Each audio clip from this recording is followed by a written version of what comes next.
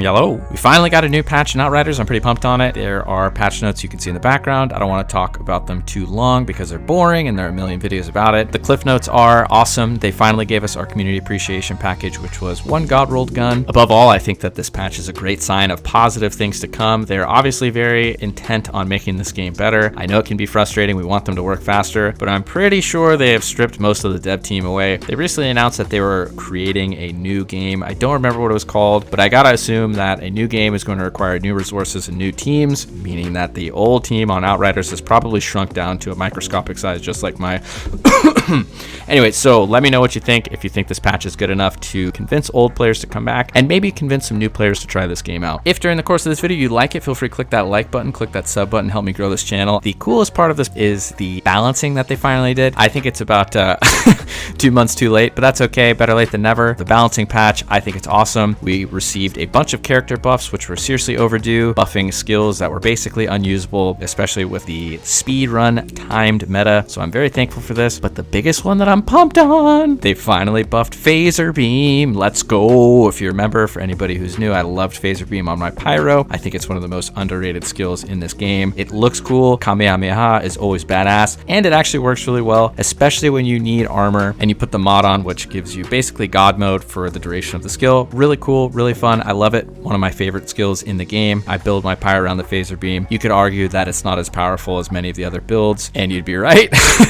But if you're not having fun, what the f are you doing? The Fazer got the buff of base bonus damage for the Fazer Beam skill itself and the multiplicative bonus of the status power multiplier, which is pretty cool. It went from 150% to 210%. Pretty big buff. I tried to utilize it with all status power, meaning no Acari set, but the Acari set is still the GOAT for the Pyromancer. You can't lose it. You need it. The anomaly power buffs are simply too sick. The Pyromancer build that I love running is going to be utilizing heatwave, Fazer Beam obviously, and overheat. Overheat is going to be doing a shitload of damage, and Fazer Beam also does really good damage now with these buffs and my current setup, hitting on average for between 1.2 million and 1.8 million damage. So it hits really hard. Cooldown's not that long, and you could actually buff the cooldown faster if you wanted to swap out one of the mods, which we will get to when I discuss gear. This build is going to use the middle tree because I hate dying. I hate wasting my time. I think if you're dying, you're doing it completely wrong. There's no point. If you die 1 out of every 10 runs, you're shooting yourself in the foot. All that time you saved on those sweaty speed runs was just thrown directly in the trash if you died on the last stage of a single round. The middle tree provides that sweet tankiness. It is very handy to have that bonus armor, resistance, and max health. Speaking of max health, one of the things that they also changed was made max health gear relevant. So before the patch that was released today, max health bonuses on gear were pretty much worthless. 500 or 700 or whatever the hell it was, max health on a gear slot was a complete waste of time. You would only use max health gear begrudgingly if you needed it for a better set bonus because of locked mods on the tier 3s and sets. But now you actually get a chunky, meaty, sick bonus to max health. It's a couple thousand, which is pretty nice. Makes it actually not hurt so bad. I was actually able to completely ditch all of my armor mods with this setup, so I no longer run damage absorber or the Fazer Beam shield, which again basically gives god mode. If you're dying, put that on, kick in the Fazer Beam, and you cannot die. It's 65% damage reduction for physical and anomaly attacks. Really convenient if you're getting ganked out there. We are going to want to utilize the Acari set bonus. If you don't have it, you need to get it. It's what are you doing? Anything that wants to use anomaly power, you need that Acari set. I use the hat, the chest, and the boots. The boots now have a useful max health modifier on there, so that is very convenient. The concept is very simple. We want to put the Ashen Champion on because we love our big orange balls floating across our chest. They make us blow bigger loads with our Fazer Beam. That's going to give us bonus anomaly power plus bonus anomaly power from our heatwave from the Acari set. This means that our moaning winds kick ass, all 3 of them.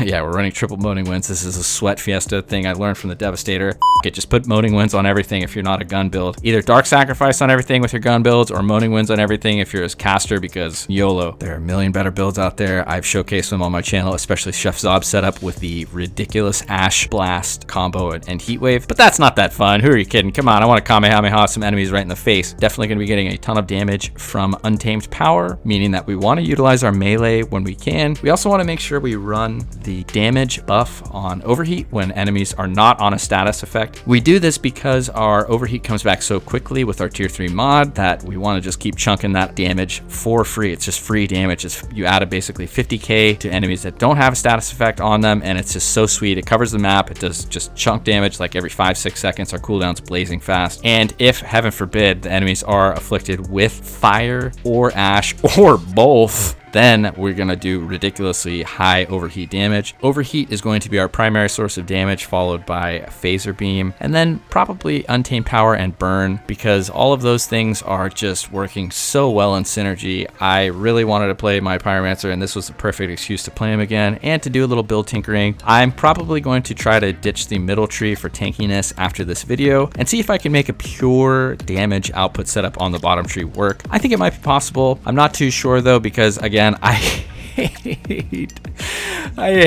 dying. It's so tilting. It just makes me not want to play when I die. If you want to use the bottom tree, try it out for me. Let me know. I love you forever. Do the beta testing for me, just like we did when this game came out.